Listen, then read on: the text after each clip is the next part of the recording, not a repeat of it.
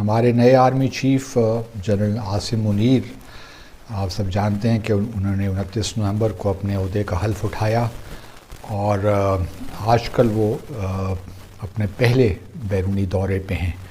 और मुझे इस बात पे खुशी भी है और इत्मीनान भी है कि उन्होंने अपना जो पहला दौरा किया बैरूनी या कर रहे हैं वो सऊदी अरब है और यूएई है।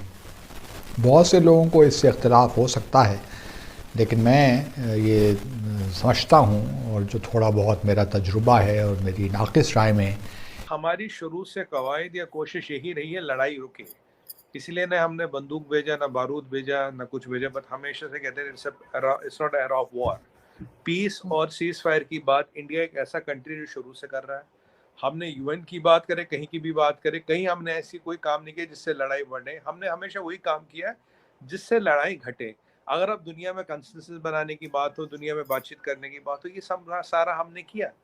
We have been trying our level best कि ये लड़ाई रुके, क्योंकि हम देख पा रहे थे कि दुनिया इससे रिसेशन में आ जाएगा, इन्फ्लेशन बढ़ेगा, फूड, फ्यूल, फर्टिलाइजर तीनों विल बिकम अनप्रेडिक्टेबल। जो हो रहा है, फूड शॉर्टेजेस आएंगी। पाकिस्तान को पूरा विश्व जो है वो भिखारी के नाम से जानता ही था, मगर अब जो है बेशर्म भिखारी के नाम से जानने लगा।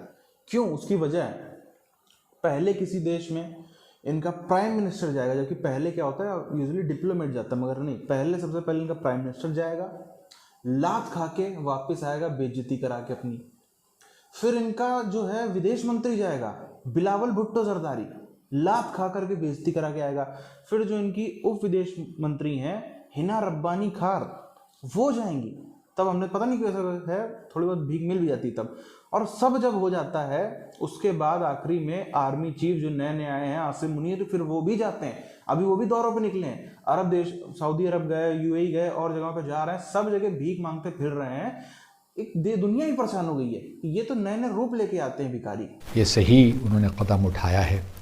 जहाँ आपको उम्रे की सआदत भी मिलती है इस दौरे से, वहाँ सऊदी अरब के साथ जो हमारे ताल्लुक़ात की ख़ास नोयत है वो भी सामने आ जाती है। ना सिर्फ हम पाकिस्तानियों के लिए हमें उसकी अहमियत का अंदाज़ा होता है, बल्कि दुनिया भर में एक मैसेज जाता है कि पाकिस्तान और सऊदी अरब के जो ताल्लुक़ात हैं वो एक ख़ास नोयत के ताल्लुक़ात हैं। उनमें यकीनन उतार चढ़ाव भी आता रहा, कुछ हमने गलतियाँ की, लेकिन बहरहाल ये एक ऐसा रिश्ता है जो कि बड़ी मज़बूत बुनियादों पे यह इमारत खड़ी है। और होना तो ये चाहिए कि हम इस इमारत की तज़ीन व आराइश ज़्यादा से ज़्यादा करें, लेकिन क्या किया जाए कि हमारी सफारतकारी में कुछ ऐसे मैं समझता हूँ कि ऐसे बाज़ औक़ात मोड़ आ जाते हैं जहाँ हम वो कमिटमेंट दिखा नहीं पाते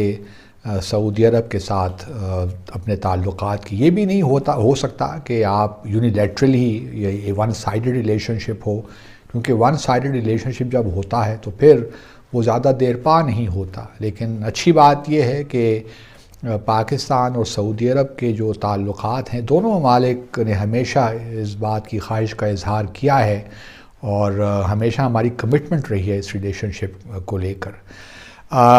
और ये भी तारीख़ भी इस बात की गवाह है कि जब भी पाकिस्तान को मुश्किल वक्त पेश आया, ख़ास तौर पे हमारी इक़्तिसादी सूरत हाल दगरगूं हुई, तो उस वक्त यही कुछ ममालिक थे, सऊदी अरब था या यूएई या फिर चाइना, जिन्होंने आगे बढ़कर हमारी मदद की।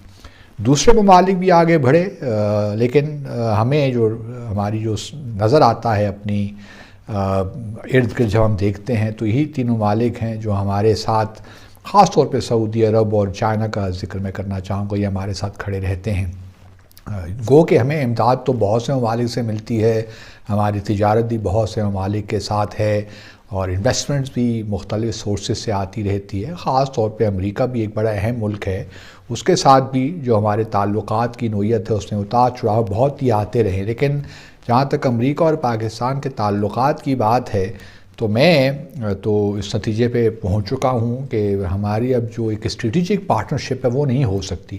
लेकिन चूँकि ये इस रिश्ता भी, ये ताल्लुक़ भी बड़ा अहम ताल्लुक़ है, तो हमें इसकी भी जो है करनी है आबियारी, क्योंकि हम इसको वैसे नहीं छोड़ सकते, क्योंकि ये ज़ीरो सम गेम कोई नहीं है।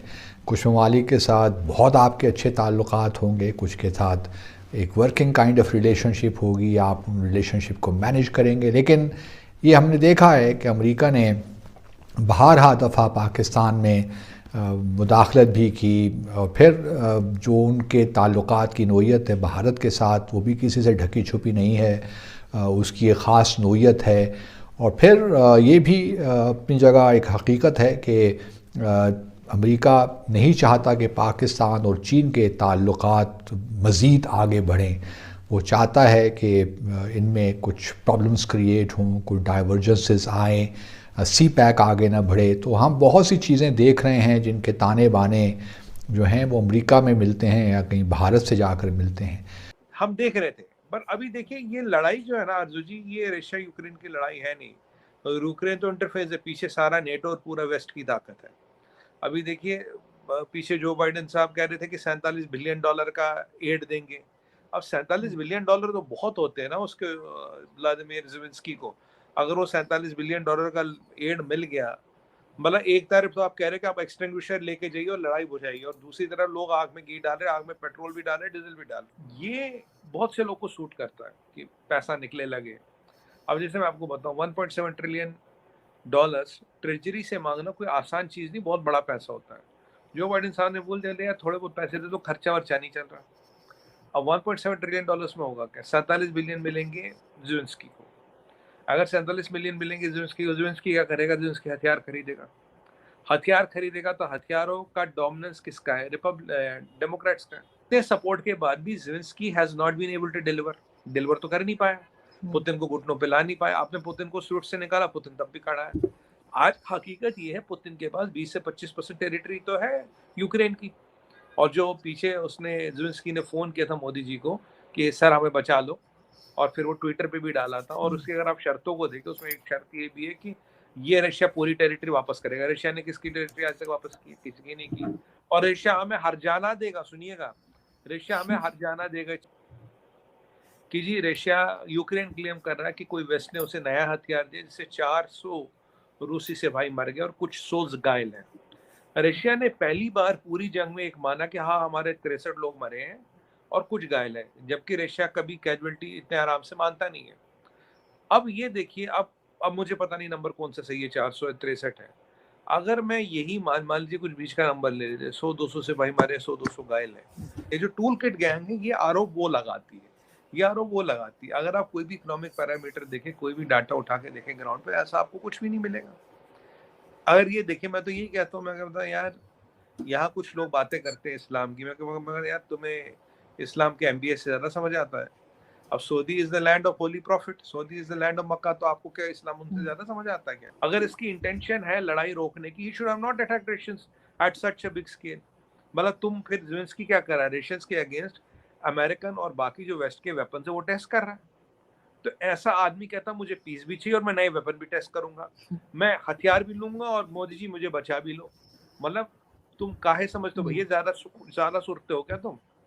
जिसको पीस करनी थी वो उस हिसाब से चलता है। पाकिस्तान में अलग अलग बाकायदा लेयर होती हैं, लेयर दर लेयर होते हैं, कई अलग अलग विभाग बटे हैं, सब अपना कोशिश कर लेंगे। सबसे पहले प्रधानमंत्री जाएगा, चप्पल खा करके वापस आएगा। विदेश मंत्री, उप विदेश मंत्री, आर्मी चीफ और कोई भी बचा होगा ना इनके यहाँ पे, कोई एक चपरासी होगा, उसको भेज देंगे, जाओ तुम भी अपना मौका, तुम भी अपनी किस्मत आजमाओ। तुम्हारी मेरे को लकीरें देख के लग रहा है हाथ की, शायद तुमको भीख मिल जाएगी, किसी को भी भेज देंगे। ये डिप्लोमेट पाकिस्तान में नहीं है। हर पाकिस्तान में हर कोई डिप्लोमेट है। प्राइम मिनिस्टर भी डिप्लोमेट है, फॉरेन मिनिस्टर, सब फॉरेन मिनिस्टर, आर्मी चीफ। अब फॉरेन मिनिस्टर कायदे से देखा जाए तो हिना रब्बानी खार साहिबा को होना चाहिए था, क्योंकि उनका जब पिछले टर्म में वो रही थी फॉरेन मिनिस्टर, तब पाकिस्तान ने ठीक ठाक हरकतें करी थी। हालांकि उस हिसाब से देखा जाए तो सत्यानाश हो जाए पाकिस्तान का, मगर इनके दौर में कम से कम जो है बिलावल भुट्टो, अब पाकिस्तान में सिर्फ और सिर्फ जो नेपोटिज्म है, इस नेपोटिज्म के चलते बिलावल भुट्टो को बनाया गया। अगर काबिलियत के आधार पर देखें तो हिना रब्बानी खार को होना चाहिए था, मगर नेपोटिज्म के चलते उसको बनाया गया। और हिना रब्बानी खार वैसा नहीं, कुछ बहुत तीर मार देती, वो भी आज के टाइम पे, आज पाकिस्तान हो ही इतना भिखारी गया कि कुछ भी उसका फायदा नहीं है, मगर फिर भी ये जाते हैं तो इनको थोड़ा बहुत भीख मिल जाती है। अभी भी हमने देखा पाकिस्तान में जितनी भी थोड़ी बहुत भीख मिली है, या तो वो कमर जावेद बाजवा के जाने से मिली, जो पहले आर्मी चीफ था, या फिर हिना रब्बानी खार के जाने से मिली है, और कहीं किसी को भी भीख नहीं मिली। अभी भी नया आर्मी चीफ भी अपनी किस्मत आजमा रहे हैं कि अगले 3 साल तो मैं ही वहाँ का मालिक हूँ, ये हूँ वो हूँ, पूरी मक्खन पॉलिश में लगे हैं।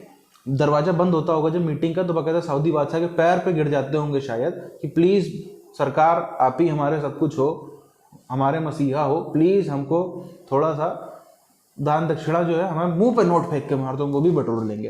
अब हवा में उड़ा दो, वो भी बटोर लेंगे। हमारे पास पूरी बिलाल फुरकान सुरकान सबकी टीम लगा देंगे, सब बटोर लेंगे, खाली आप इतना कर दो। लेकिन वो भी होता हुआ नहीं नजर आ रहा। अभी देखो बकायदा दौरे पे निकला है सऊदी अरब, फिर यूएई, फिर और आगे के देश में जितने जितने इनके पहले है ना। एक तो ये रूटीन है, प्रधानमंत्री कोई भी आए सबसे पहले सऊदी, फिर सेकंड नंबर पे यूएई जाएगा।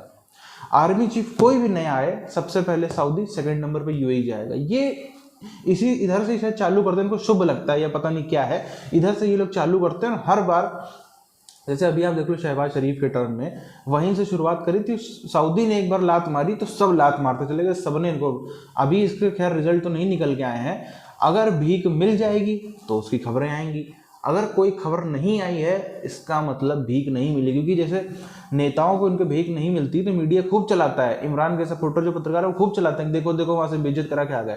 आर्मी चीफ का किसी की मीडिया वाले की हैसियत नहीं है कि चला दे कि वहां से बेइज्जत होके आ गए। खैर समय बताएगा क्या भीख मिली क्या नहीं मिली, मगर ये है कि नया आर्मी चीफ इनका जो भारत के खिलाफ आवाज भरता था वो भी अब बादशाह सऊदी बादशाहों के पैरों पर गिरता नजर आ रहा है। इनको ये चीज़ समझनी चाहिए, ये जिससे जाकर रिक्वेस्ट कर रहे हैं ना वो भारत से आकर रिक्वेस्ट करता है।